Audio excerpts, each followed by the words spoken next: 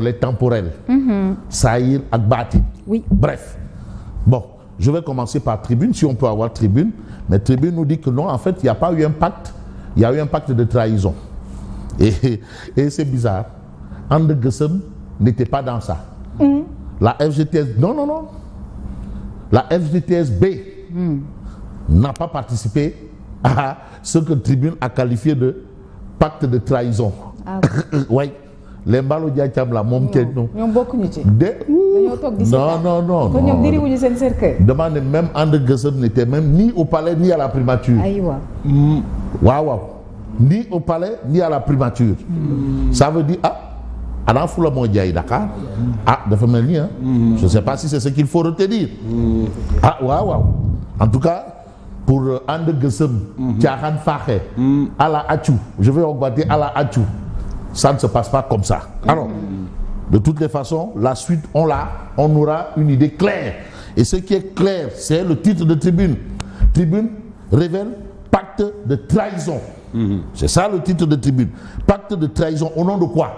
Parce que quand même, il y a eu des gros gaillards, des papas, des responsables de centrales, sauf la troisième voie, FGTSB, qui a refusé de... Peut-être parce que, considérant que c'est un pacte de trahison. Bref.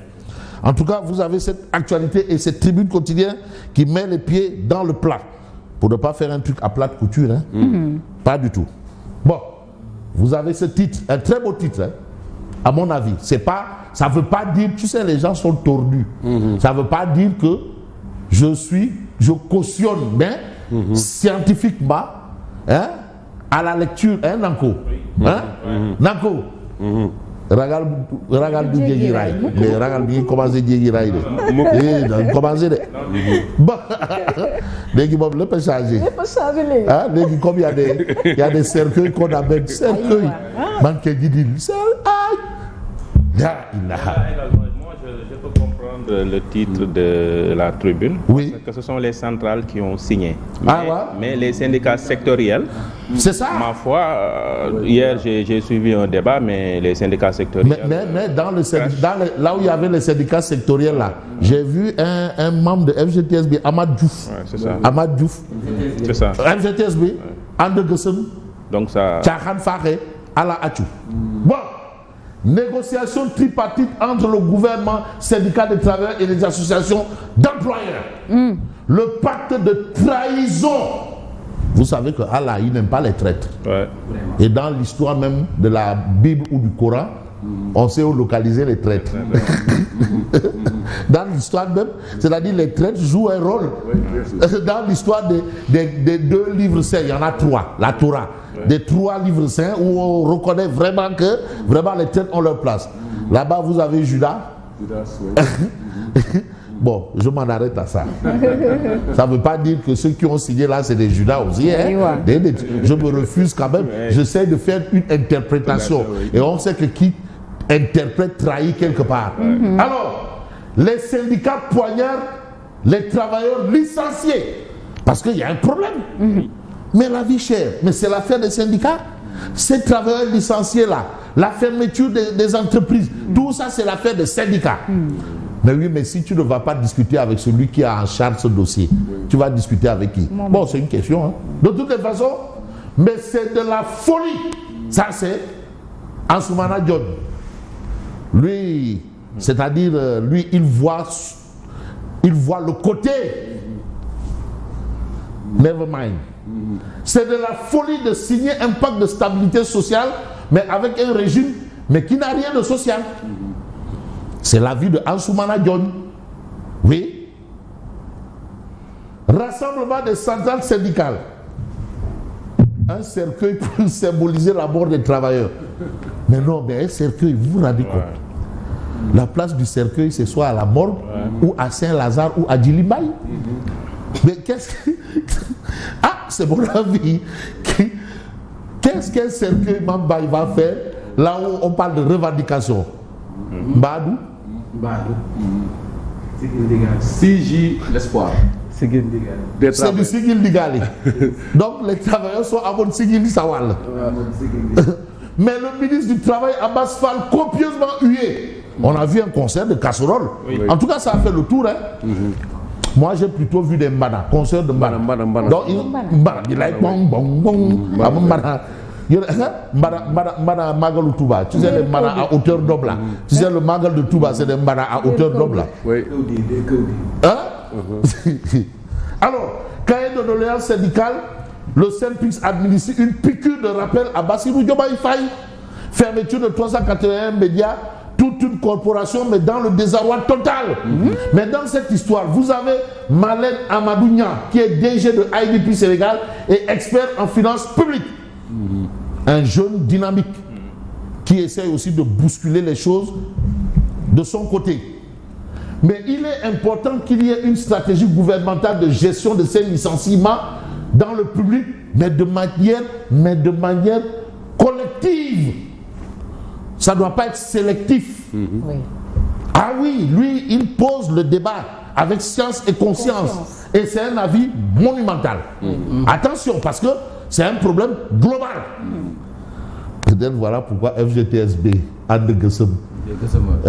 Tchahan Fahé, Ala Achou, eux, ils ont considéré que là-bas, là, Balou Bandile, Balou Bandile, Astafourla. Bon, bref. Célébration du 1er mai 2025, la fête du travail sous le signe de la dèche. Le bal des masqués. Au bal masqué. Le bal des masqués. Voilà, marché Moussante. Ouais, c'est Moussante. Bref, on essaye de voir le quotidien. Signature du pacte de stabilité sociale, 8 mai, comme le mois de mai. Machallah. Mai. Oui. Maintenant, si tu dis mai, il y a S. Beau calembour. Mai, en sans S, c'est le mois. Juin, c'est ça. Maintenant, juin, c'est ce que certains aiment partager derrière les maisons là. Il est fort. L'auteur de cette titre. Alors, oui, mais vous avez Modi Guiro, le monde du travail fait face à des tentatives de remise en cause des acquis. Baïdi Ag, oui, le temps et l'action pour la mise en œuvre. Cher Diop, CNTS, FC, oui, que les accords signés ne fassent pas l'objet d'une revendication. Oui. Diomaye, j'engage le gouvernement au respect strict des accords. Abbas Fall honoré par le bruit des casseroles des travailleurs licenciés. Donc lui, il a pris sa dose. C'est ce qu'on peut retenir. Mais on va retenir l'actualité du point actu. Fête du travail. Gouvernement, syndicats et patronat unis autour d'un pacte de stabilité sociale. Unis autour d'un pacte. Et vous voyez le mot pacte de stabilité sociale qui a une autre couleur. Ça aussi, ça peut sous-entendre beaucoup de choses. Selon Diomaye Faye, le dialogue social est destiné à prévenir les conflits. Hein? Une trêve sociale, les conflits. Une trêve sociale de 3 ans. La généralisation de l'indemnité de logement pour les agents de l'État. La révalorisation des pensions de retraite, entre autres. Ousmane Sonko, nous maintiendrons nos engagements, quoi qu'il nous en coûte. Modi Guiro, oui, nous devons faire en sorte que la stabilité permette à notre pays de se développer. Oui, j'ai demandé à mes ministres de rester ouverts, bien sûr. Baïdi Ag, oui, paiement de la dette intérieure. Chacun aussi pose son problème, parce que ça c'est le patronat, dette intérieure. Mais on va rester avec, bien entendu, Vox Populi, on va s'intéresser à Vox Populi. Vox Populi nous dit, fête du 1er mai, signature hier du pacte de stabilité sociale, la hache de guerre enterrée. Enterrée. Au nom de qui ou de quoi? Enterrée par qui ou par quoi? Les syndicats promettent à l'État de ne pas engager de grève. Le PM leur donne des gages. Vous savez, les centrales là peuvent avoir une ligne. Mais les syndicats, en tout cas, tu ne vas pas dire à Youm de respecter. Youm. Cher sec. Cher sec. Tu ne vas pas dire à Malo Diacham de dire bon oui, écoutez, de break. Mais c'est des centrales qui sont souvent dirigées par des retraités. Et comment les retraités peuvent porter le combat du travail? C'est aberrant. Et tu sais, les retraités dont tu parles là, ils sont presque tous au niveau du conseil d'administration de l'IPRES. Entre autres gratifications. Machallah. Bon, on a l'observateur L'Obs. Référé au fait d'ouverture de procédure pénale. La justice lance une traque inédite. Ça, c'est très intéressant. Hein? Mais la lettre accablante du premier président de la Cour de compte au garde des Sceaux. Et en illustration, vous avez le garde des Sceaux, ministre de la Justice, et l'ancien ministre des Finances, Abdoulaye Daouda Diallo. Qu'est-ce que ça veut dire?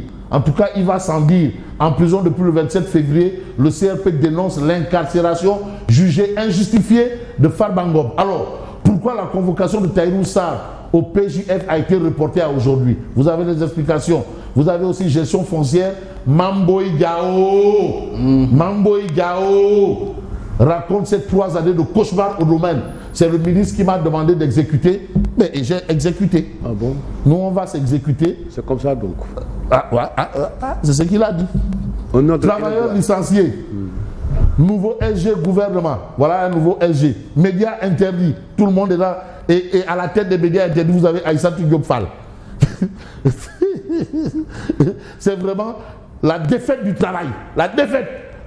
Et vous avez ici le pacte. Vous avez l'UNSAS, CNP, CNTS FC, CNTS. Mais il y a 1, 2, 3, 4. Il y a une 5e force qui manque. Et la 5e force, c'est FGTSB. Donc voilà, qui n'est pas dedans. Comme les Ivoiriens disent, eux, ils ne sont pas dedans. Donc, est-ce qu'ils veulent faire du Soulndanan? Ah ben, fille, nous fait Soulndanan. De toutes les façons, je vous dis merci et bonne continuation. Merci beaucoup, Lucien. À tout à l'heure,